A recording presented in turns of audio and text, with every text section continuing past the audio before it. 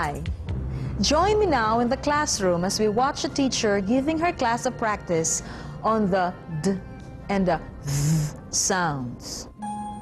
Okay, class, I would like you to produce the D and the Th sounds correctly. Yesterday, I did tell you to bring to class a small mirror, didn't I? Yes, ma'am. May I see them? Now, I would like you to produce these sounds after me, and as you produce them, try to look at yourself in the mirror. Is that clear? Yes, ma'am. Okay, follow after me. D. D. Now, what did you notice, class, while you were producing the D sound? Yes, Chris? Mom, my lower and upper teeth were together, and the tip of the tongue was behind them, like this.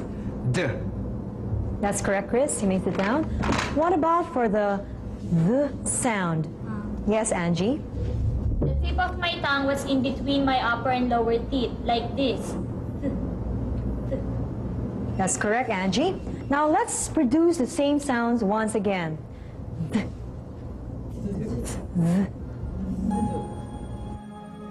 Did you enjoy watching the students while they were producing the sounds before the mirror? I'm sure you did. Why don't you try that technique too on your students? I'm sure they will enjoy the activity the way those students did. At this point, we have taken up a few critical consonant sounds which our learners have to master if they want to be understood fast by their listeners.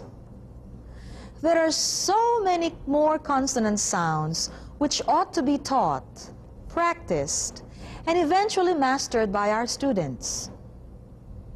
There is one vowel sound, though, which Filipino speakers of English find difficult to produce.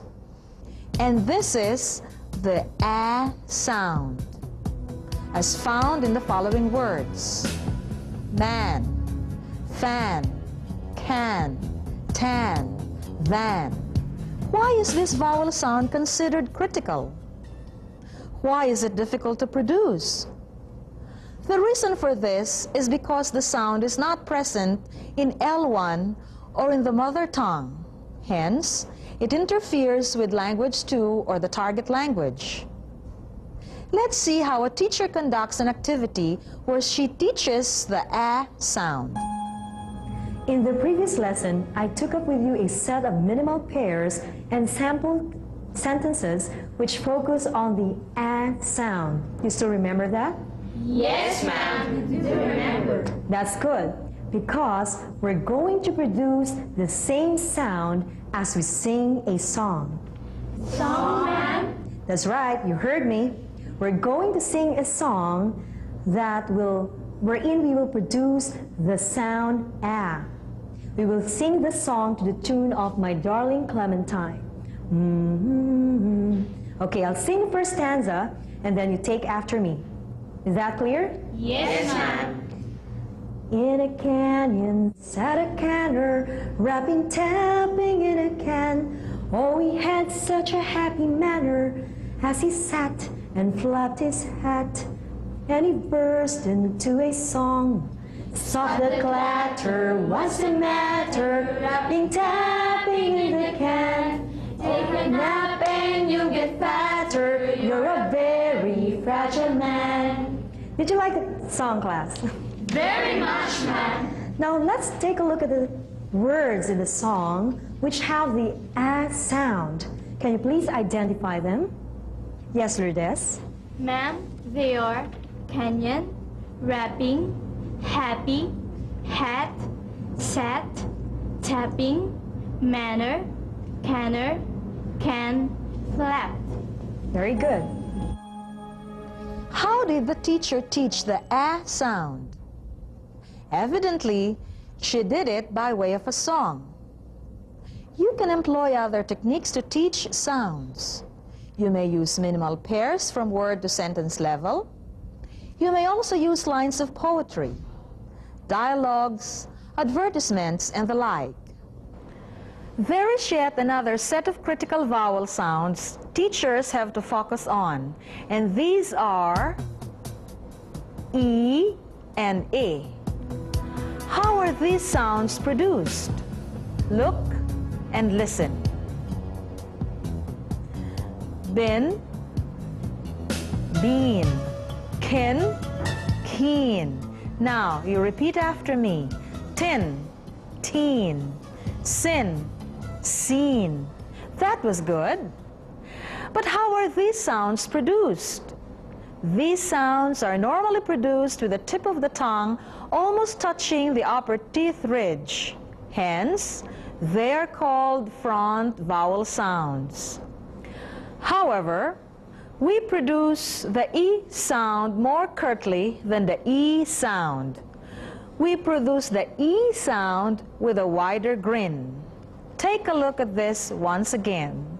Tin, teen. Lip, leap. Kin, keen. Bin, bean. Perhaps from the word level, you can take up sample phrases and sentences that can give your students practice on these sounds, as in seal with vigor, give her leave, seethe with fury. On the sentence level, you can see the following examples. They feel the pinch of the peso floating rate. Let him team up with the young athletes. She breathed a sigh of relief when she found her wristwatch.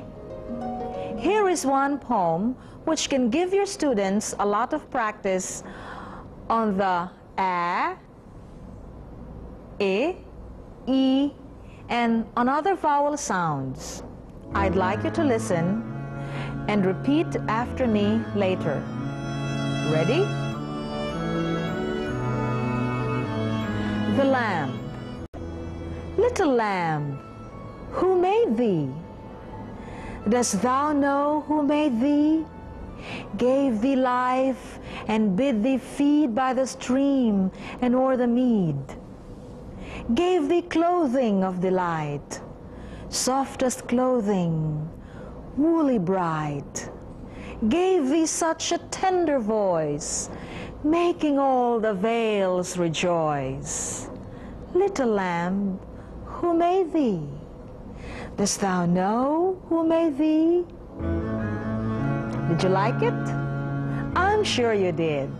Remember, you can use a lot of ways to teach the vowel sounds to your students. What is more important is to give them quality time when you take up the segmentals of speech with them. They just have to know how to discriminate between and among these sounds and to produce them correctly to convey meaning.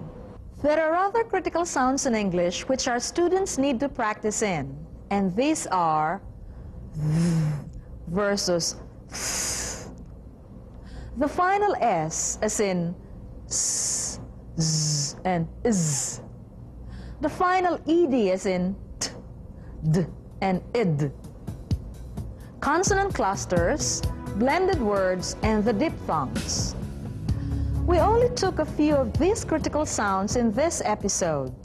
We could not take care of more, but do refer to the TSM for other sample exercises. When we return, we shall talk about the various suprasegmental features of speech. Stay tuned.